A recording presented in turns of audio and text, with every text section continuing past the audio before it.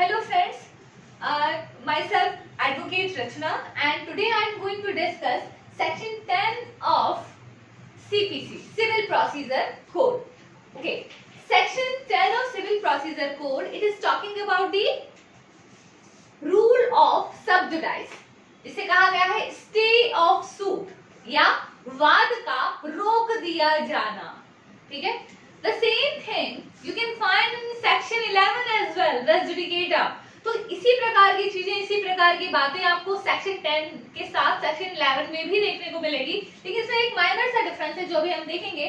तो rule of sub जुडाइस या वाद का रोक दिया जाना, वाद का रोक दिया जाना, stay of suit. Why what is the reason behind that? The reason behind that कि suppose there is a suit filed in a court, okay, by a particular person against a particular party, and the suit is pending in a competent court.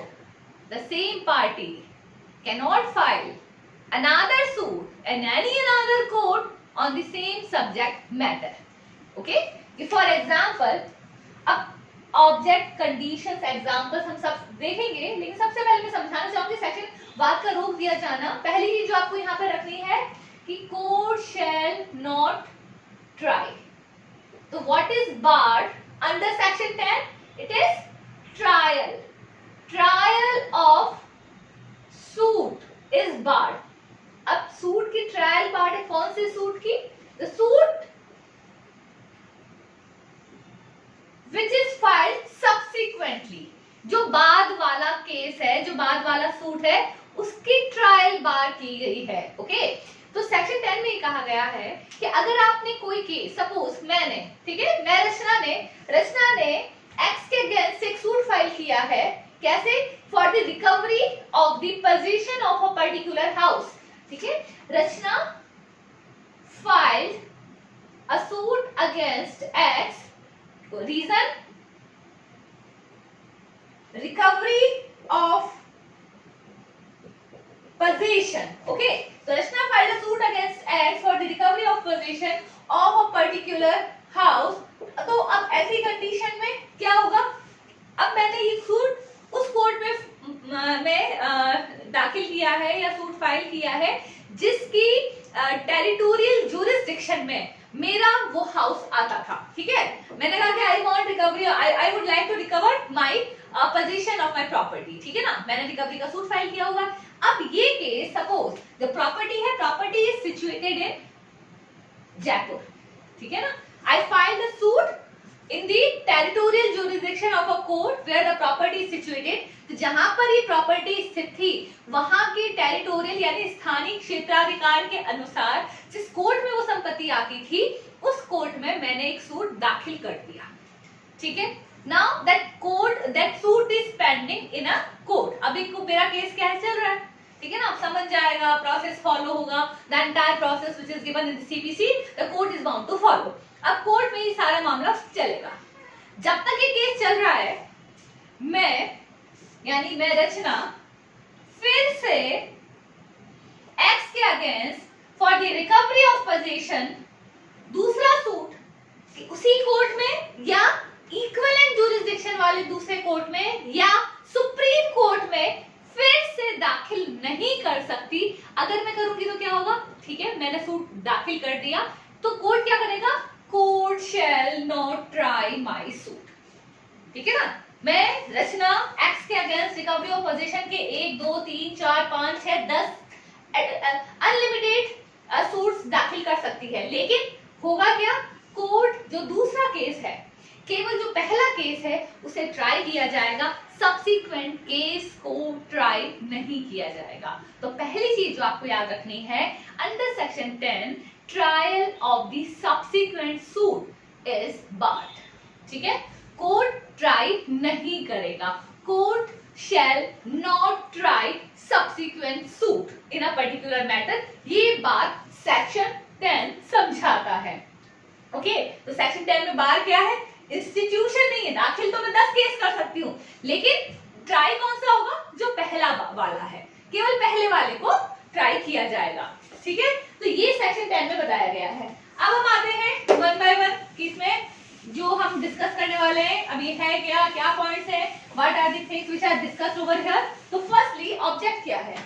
Object है कि same code और जो same what is the object of section 10, I am discussing about that, कि same code या the courts of similar jurisdiction shall not try a particular matter simultaneously, okay, कि एक ही वाद को एक ही कोर्ट या एक समान अधिकारिता वाले कोर्ट एक साथ ट्राई ना करे, उस पर विचारण ना करे, ये इसका ऑब्जेक्ट है। कि वरना क्या होगा, यहाँ पे होगा मल्टीप्लिसिटी ऑफ द केसेस, कि एक ही तरह के कोर्ट कि भाई मैंने एक्स से रिकवरी के लिए सूट फाइल किया, पहले इस कोर्ट में किया, इस कोर्ट में किया, सिमिलर कोर्ट में कर दिया, तो एक ही मैटर पर 10 जगह केस चल रहा है, तो क्या होगा, डिफरेंट डिफरेंट जजमेंट्स आ सकते हैं, इट में create a kind of conflict. तो इस कॉन्फ्लिक्ट को रोकने के लिए, मल्टीप्लिसिटी ऑफ केसेस को रोकने के लिए सेक्शन 10 सीपीसी में दिया गया है। तो ये तो हो गया इसका ऑब्जेक्ट। कंडीशंस क्या है? कंडीशंस आपको जनरली याद रखनी होगी कि केस किसके बीच में है,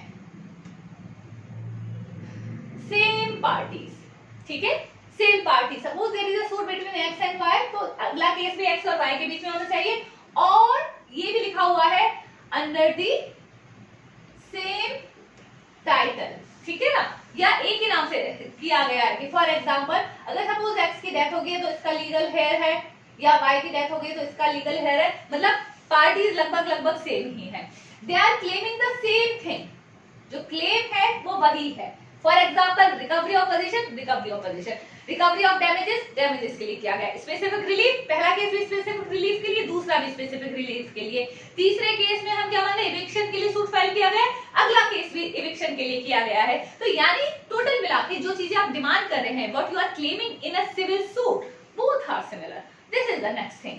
तो same parties, same claim, same, और कोर्ट कैसा होना चाहिए, कॉम्पिटेंट, कोर्ट कॉम्पिटेंट है, और उसमें क्या होगा, जो पहला सूट है, जो फर्स्ट जो आपने केस फाइल किया गया है, स्टिल पेंडिंग। तो सेक्शन 10 में केस पेंडिंग है, पहला केस चल रहा है, ठीक है ना। तो सेम पार्टीज के बीच में सेम सब्जेक्ट मैटर पर, हाँ एक और सेम सब्जेक्ट मैटर, जो सब्जेक्ट मैटर है वो भी सेम है, तो सेम पार्टीज के बीच में सेम सब्जेक्ट मैटर पर, सेम टाइटल पर, सेम चीज के लिए सेम क्लेम किया गया है कोर्ट में, the court which is competent, and the second suit the subsequent suit is also filed in the court for the recovery of the same claim. तो court क्या करेगा, court shall not try subsequent suit, this is section 10, okay.